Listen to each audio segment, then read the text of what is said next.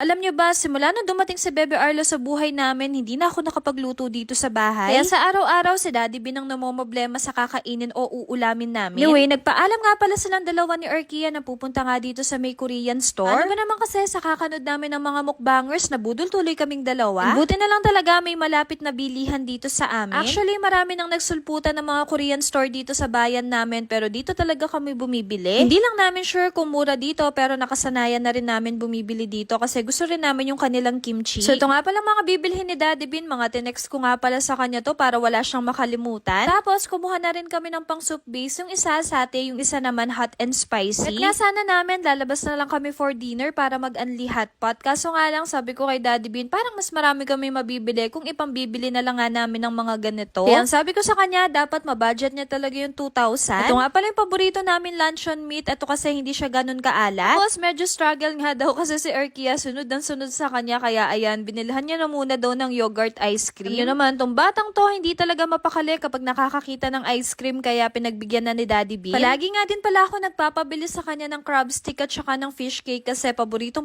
ko talaga to. Bali, nilalagay ko nga pala to kapag nagluluto ako ng ramen. Grabe, panalo to, mapapasabi ka talaga ng ikanyaman. At hindi pa nga ako nakokontento dyan, nilalagyan ko pa ng maraming cheese. Dito nga pala sa JND, paborito namin yung kanilang homemade kimchi, kaya hindi pwedeng hindi kami bumili na to kapag napapadpad kami sa store nila. Then, kumuha na nga rin pala ng udon noodles si Daddy Bin at saka na tong paborito naming seaweeds. Bala ko nga din palang mag beef pepper rice, kaya sabi ko sa kanya, kumuha na rin siya na tong pang samgyupsal na beef. Sa pa nga pala sa nagustuhan ko sa store na to, kompleto yung mga pang hotpot nila. Lahat nga nang yan, kinakain namin ng Daddy Bin, kaya kumuha na siya ng assorted. In fairness naman dito sa Mr. ko, na-appreciate ko yung effort niya. Imagine, nilagay niya yung phone niya dun sa may stante para lang daw makapag-video siya. Alam daw kasi niya na for the content ang Mommy Shay nyo, kaya gumawa talaga siya ng paraan. Kapag kasi lumalabas kami, ako talaga yung nagvi-video sa kanya. Kaya halos lahat ng mga vlogs ko, ang nakikita nyo talaga si Daddy Bin palagi. Nung nagbabayad na siya, nakita naman niya yung paborito ni Wowa, kaya kinuhanan na daw niya. So yung total bill nga pala niya nasa 1,800, tapos naisipan niya pang kumuha ng ice cream para daw may pasalubong daw sila sa akin. Then kumuha na rin siya na tong isda. Alam nyo ba, ako hindi ko masyadong bet to, pero si Daddy Bin bet niya talaga tong isda na to. So ito na nga pala lahat ng mga napamili ng Daddy Bin. Actually, hindi naman namin to mawa one time. Matagal-tagal na rin namin tong stock. At least kapag nag-crave kami, meron kaming lulutuin. Then bago nga pala sila umalis, atong si Daddy Bin nagmerienda na muna. Nakakatawa nga itong si Ate Arkia kasi tingnan nyo, naubos na talaga yung ice cream niya. Tapos may pa-video pa nga si Daddy Bin ng ice cream niya. Akala niya matatakam ako.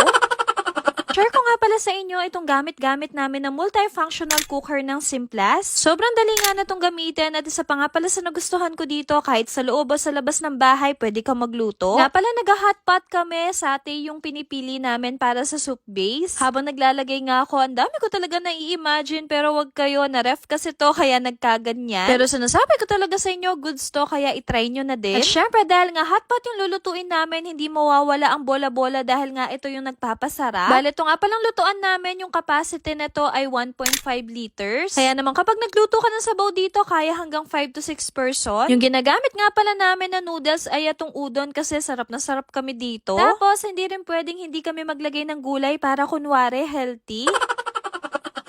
So ayan, habang nagluluto nga pala kami ng soup, naisipan naman namin mag-steam ng dumplings para minsanan. Alam nyo ba na itong electric cooker ay non-stick, kaya pwede ka rin magprito dito? Last time na-try ko na nga pala to sa egg and tocino, and in fairness, hindi dumikit yung niluluto ko. Kaya naman perfect na perfect to, lalo na kapag naka-dorm ka o kaya naman pwede mo tong dalhin sa office. So habang naghihintay nga pala kaming maluto, kumain na muna kami na tong kimbap. Then fast forward, after 5 minutes, ayan, naluto na nga itong aming dumplings and hot pot. Grabe, sa mga punto nga na yan, natatakam na talaga ako dito. Tingnan nyo naman yung mga balls, bigla na lang lumaki. Kaya naman nasabi ko kay Daddy Bin, patayin na nga niya, baka ma-overcook pa. So, sobrang dami nga nang nilagay namin, nakalimutan pa namin na meron nga pala kami dito na beef. Diba? Ang saya lang kasi may mga ganitong product. At least kapag nag-crave ako na to, agad-agad makakapagluto nga kami. Sobrang sarap pa naman neto, lalo na kapag mainit-init pa. And aminin nyo, masarap kasi talagang kumain, lalo na kapag kumukulo-kulo ng ganyan. Feeling na para ka na rin kumain sa restaurant, ganun. O siya, kung naghahanap kayo ng affordable multifunctional cooker pero quality, mararecommend ko sa inyo itong Simplas. And huwag kayo mag-alala dahil 1-year warranty to, tapos free replacement pa. O siya, kung bet nyo din to, nasa comment section yung link.